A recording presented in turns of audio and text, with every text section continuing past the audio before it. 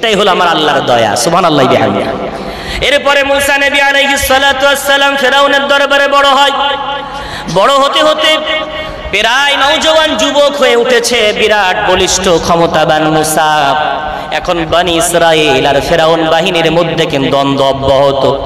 ইউসুফ নবী চলে যাওয়ার পর থেকে কিন্তু এই জাতপাতের একটা বিরাট ভেদাভেদ আছে। মুসা নবী বনি ইসরাইলের এটা সবাই জানে।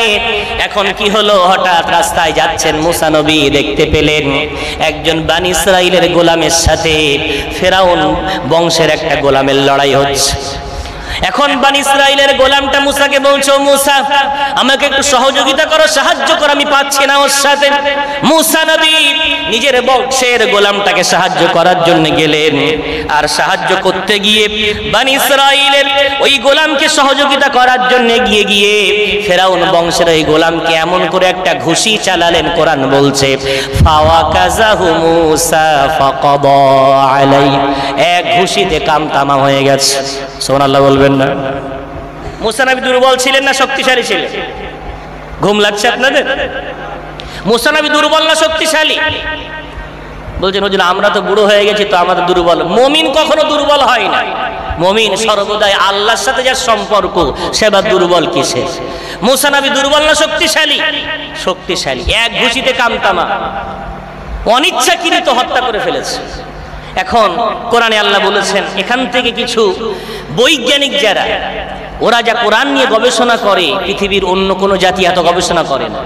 আমাদের দুর্ভাগ্য মুসলমান, আমাদের কোরআন বেজাতি পড়ছে আর আমাদের পড়ার সময় নেই। জিজ্ঞাসা করলে এই মজলিসে কে কে কোরআন জানেন হাত তোলেন, তো মনে হয় মুষ্টি নিয়ে মানুষের হাত উঠবে।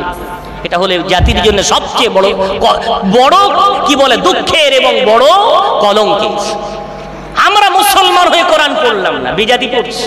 এই শব্দ থেকে ফাওয়াকাযাহু মুসা ফাকাদা আলাই, এখান থেকে এই যে ডব্লিউ খেলে, মার্শাল খেলে, ওরা বলেছে মানব দেহের মধ্যে 5 থেকে 7টা এমন জায়গা আছে, একটা মারলেই মানুষ মারা যায়। এমন কিছু জায়গা আছে, কটা? 5 থেকে 7টা মানব দেহে এমন জায়গা আছে, একটা আঘাত করলে সেখানে মানুষ মারা যেতে পারে। এগুলো কোরআন থেকে বার হয়েছে। মুসা নবী এটা জানতেন। আহারে, আজ আমার যুবক শক্তিশালী হওয়ার জন্য কি খেলে? ক্যারাম বোর্ড খেলে। ক্যারাম বোর্ড খেলে পেশি মজবুত হয় না? বিরাট কথা বলছেন। ক্যারাম বোর্ড খেললে সিনা উঁচু হয়ে যায়, পেশি উঁচু হয়ে যায়।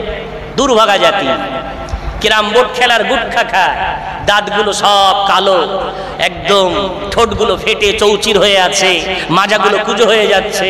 এদের কে শেখাবে? উজ্জ্বল ভবিষ্যৎ তোমাদের তাকিয়ে দেখো, তোমাদের প্রজন্ম তাকিয়ে দেখো, তুমি কোন পথে নিয়ে যেতে চাচ্ছ, আর তোমাদের বাপ দাদা কোন জায়গায় ছিল একটু তাকিয়ে দেখো। তোমরা খেলো না, বলি কি বলে ক্যারাটে শেখো, লাঠি খেলো, ঘোড়দৌড় করো। রাসূল কারীম ঘোড়দৌড় করাতেন, তীরন্দাজি করাতেন, রাসূল কারীম কুস্তি খেলতেন। তোমাদের কি হয়ে গেল? তোমরা সারাদিন সময়গুলো এভাবে অপচয় করে জীবনটাকে নষ্ট করে ফেলছো। মুসা আলাইহিস সালাতু ওয়াস সালাম ওই অবস্থায় আল্লাহর কাছে ক্ষমা চেয়ে নিলেন, ওগো আল্লাহ ভুল হয়ে গেছে, আমি তো একজনকে অনিচ্ছাকৃত হত্যা করে ফেললাম। আল্লাহ ক্ষমা করে দিলেন, কিন্তু ফেরাউন ক্ষমা করলো না। ফেরাউন বলল আমার বাড়ি বড় হলো, আমার বংশের মানুষকে হত্যা করলো, তৎক্ষণাৎ ওয়ান্টেড হয়ে গেল, ধরতে পারলে ওকে ফাঁসি দেওয়া হবে। মুসা আলাইহিস সালাতু ওয়াস সালাম এই খবর শুনতে পেলেন একজন ব্যক্তির দ্বারা, যে রাজদরবার আলোচনা হচ্ছে, তোমাকে ধরলেই কিন্তু ফাঁসি দেবে। মুসা আলাইহিস সালাতু ওয়াস সালাম এই সংবাদ শোনা মাত্র এই বাড়ি থেকে পালিয়ে গেলেন। দৌড়াতে দৌড়াতে পালাতে পালাতে কোথায় যাবেন? চলে গেলেন লেবাননের দিকে। যেতে যেতে একটা কুয়ার পাশে বসে পড়লেন। কুয়ার পাশে বসে দেখছেন, কুয়ার পাশে এসে মানুষ পানি তুলছে। পানি তুলতে তুলতে যারা শক্তিশালী তারা পানি নেয়, আর দুর্বলদের ধাক্কা দিয়ে ফেলে দেয়। মুসা নবী চুপচাপ দেখছেন। দীর্ঘক্ষণ দুটো মেয়ে গাছতলায় দীর্ঘক্ষণ দাঁড়িয়ে আছে, ওরা এদের সাথে লড়তে পারবে না বলে পানিতে আসতে পারছে না। এভাবে চলছে। মুসা নবী এই অত্যাচার সহ্য করতে পারতেন না। উনি এসে বলছেন, ও কুয়ার পাশের মানুষেরা, ওই মেয়ে দুটো কখন থেকে দাঁড়িয়ে আছে, ওদেরকে পানিতে দাও না কেন? তারা বলছে, তুমি কে হে? আমাদের এখানে নাক গলাতে এসছো, তুমি যাও, মুসাফির মুসাফির মতো যাও। এখানে যাদের শক্তি তার আগে পানি নেবে, পশুদেরকে পান করাবে, তারপরে অন্যরা নেবে। মুসা বলছে তবে তাই, দেখো আমারও শক্তি আছে। এই বলে সকলকে সরিয়ে দিয়ে মেয়ে দুটোকে ডাকছে, পানি নিয়ে যাও। মেয়ে দুটো এত খুশি হলো, তারা পানি কলসি ভরে নিয়ে গেলেন এবং বাড়ি নিয়ে আব্বাকে বলছেন, আব্বা যান কুয়ার পাশে একটা শক্তিশালী আমানতদার যুবক দেখে এসেছে। যেটা বলা যাবে আব্বাটা কে জানেন? আব্বা ছিলেন শুআয়ব নবী আলাইহিস সালাতু ওয়াস সালাম। যেটা বলা যাবে না, ওই দুই মেয়ের আব্বাকে শুআয়ব নবী, তার কোনো ছেলে নাই। আব্বা বললেন তাই নাকি, শক্তিশালী আমানত দেখে এসেছো? বলে হ্যাঁ। বলে যাও তাহলে ওই যুবকটাকে আমার বাড়ি ডেকে আনো। এখন দুই বোন আস্তে আস্তে মুসার কাছে এলেন, এসে সালাম দিয়ে বলেন, আব্বা জান তোমাকে আমাদের বাড়িতে দাওয়াত করেছেন, তুমি যে আমাদের পানি দিয়ে উপকার করেছো এর বিনিময় দেওয়ার জন্য আব্বা জান আপনাকে আহ্বান করেছেন, যেতে বলেছেন। মুসা নবী যাওয়ার পরে শুআয়ব বলছেন, কি ব্যাপার, তুমি কে? বলে আমি মুসা। কোথা থেকে এসছো? বলে মিশর থেকে। কি ব্যাপার? বলে এই হয়েছে, আমার সাথে এই ঘটনা ঘটেছে। শুআয়ব বলছেন, কোন চিন্তা নাই, এলাকায় ফেরাউনের কোনো ক্ষমতা চলে না, এখানে শুআয়ব নবীর ক্ষমতা চলে। তুমি আমার এলাকায় থাকো, নির্ভয়ে থাকো। যদি মনে করো আমার বাড়িতে থেকে এই ছাগলগুলো তুমি চড়াবে, তাহলে আমার বড় মেয়ের সাথে তোমাকে বিবাহ দিয়ে দেব। একটু জোরে বলা যাবে না সুবহানাল্লাহ? এখন নবীর জামাই কে হতে চাবে? নিজেও নবী, আবার শুআয়ব নবী প্রস্তাব দিচ্ছেন, আমার বড় মেয়ের সাথে তোমাকে বিবাহ দেব যদি ছাগল চড়াতে পারো। মুসা বলছেন, আমি রাজি আছি। 8 বছর 10 বছর ছাগল চড়ানোর পর বড় মেয়ের সাথে বিবাহ হলো। এরপরে আল্লাহ পাক রব্বুল আলামিন মুসাকে একটা সন্তান দিলেন। এখন সন্তান হলে আগুন লাগে না গরম? মুসা নবীর স্ত্রী বলছে আগুন লাগবে। মুসা নবী দূরে দেখছেন একটা আগুন জ্বলছে, দৌড়ে গেলেন, গিয়ে দেখো ওটা আগুন না, আল্লাহর একটা নুরানি তাজাল্লি। আল্লাহ বলছে, রে মুসা, এটা হলো তুমি অদিয়ে তোয়ায় দাঁড়িয়ে আছো, এটা আমি আল্লাহ আমার নূর। তুমি এখানে এসেছো, আমি তোমাকে আনিয়েছি, তোমাকে আমি আল্লাহ দুটো মুআজিজা দেব। নম্বর 1, অদমুমিয়া দেখাই ইলা জানাহিক, তোমার হাতটা তোমার বগলে ভরে দাও, বার করে দেখো, তাখরুজ বাইদা মিন গায়রি সুক, তোমার হাতটা উজ্জ্বল বর্ণ ধারণ করবে। নাম্বার 2, তোমার লাঠিটা ফেলে দাও, দেখবে লাঠিটা সাফ হয়ে যাবে। মুসা নবী হাতটা এমন করে দিলেন, হাতটা সাদা হয়ে গেল। লাঠিটা যেই ফেললেন সাফ হয়ে গেল। মুসা ভয়ে দৌড়ায়। আল্লাহ বলছে, লা তাখাফ, ওরে মুসা ভয় করো না, সাপের গায়ে হাত দাও, আবার লাঠি হয়ে যাবে। মুসা নবী সাপের গায়ে হাত দিলেন, আবার লাঠি হয়ে গেল। আল্লাহ বলছে, মুসা 10 বছর কেটে গেল, এবার তোমাকে ওই মিশরে ফিরে যাওয়া লাগবে।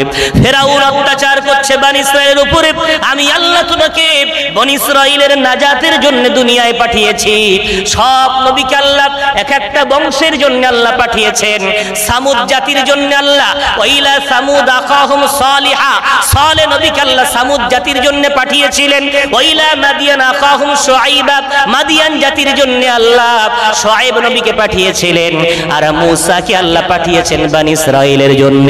আল্লাহ বলছে, ওই শুআইব জাতিতে থাকলে হবে না, ও মুসা তোমার বনি ইসরাইলকে ভুলে গেলে হবে না, যাও চলে যাও, তোমাকে এই বনি ইসরাইলে ফিরে যেতে হবে। মুসা বলছে, আল্লাহ ভয় লাগে। বলে, যাও, তোমার ভাই হারুনকে নবী বানিয়ে দিলাম, 2 ভাই নবী হয়ে এবার যাও, ওই ফেরাউনকে দমন করে এসো। জোরে বলা যাবে না? এবার চলে যাও, আর ভয় করো না। এই দুটো মুআজিজা ফেরাউনকে দেখাবে আর ওকে এক আল্লাহর প্রতি আহ্বান জানাবে। মুসা এবং হারুন মিশরে এলেন, ফেরাউনকে আহ্বান করলেন। আহ্বান করার পরে ফেরাউন বলল, আমি কেন তোমাকে নবী বলে মানব, তার প্রমাণ কি? মুসা আলাইহিস সালাতু ওয়াস সালাম ইয়াদে বাইদা দেখালেন, লাঠি ফেললেন। ফেরাউন দৌড়াচ্ছে ভয় সাপ দেখে, বলছে দৌড়ো না, এক্ষুনি এটা আবার লাঠি হয়ে যাবে। মুসা নবী আবার লাঠি বানিয়ে দিলেন। ফেরাউন বলছে, আচ্ছা তবে তুমি জাদুঘর, আমার কাছে বহু জাদুঘর আছে, খোলা ময়দানে তোমার বিরুদ্ধে একটা প্রতিযোগিতা রাখা হবে। প্রতিযোগিতা রাখা হলো, বড় বড় জাদুঘর এলো, দড়ি ফেলে দেয়, এক একটা দড়িতে শত শত সাপ তৈরি হয়। মুসা নবী ভয়ে ভীতু হয়ে গুটিয়ে যাচ্ছে। আল্লাহ বলছে, রে মুসা গুটিয়ে যাও কেন, লাঠি ফেলে দাও। মুসা লাঠি ফেলে দিলেন, আর একেবারে ওই শত শত সাপগুলো মুসা নবীর সাপ ভক্ষণ করা শুরু করে দিল। জোরে জোরে বলা যাবে না? জাদুঘররা দৃশ্য দেখে মুসা নবীর পায়ের কাছে এসে সেজদায় পড়ে বলছে, আমান্না বিরব্বি মুসা ওয়া হারুন, আমরা সব জাদুঘরগুলো ওই মুসার আল্লাহ, হারুনের আল্লাহর উপর ঈমান নিয়ে এলাম। জোরে বলা যাবে না? জোরে বলেন না সুবহানাল্লাহি বিহামদিহি। সমস্ত জাদুঘর কি হলো? উল্টো রিয়াকশন। বাদশা চেয়েছিল তার জয় হবে, কিন্তু উল্টো জয় হচ্ছে মূসার, আর জাদুঘররা নিজেই ঈমান আনছে মূসা এবং হারুনের উপর, হারুনের রবের উপর। এরপরে বাদশা রেগে গেল, জাদুঘরদের ডান হাত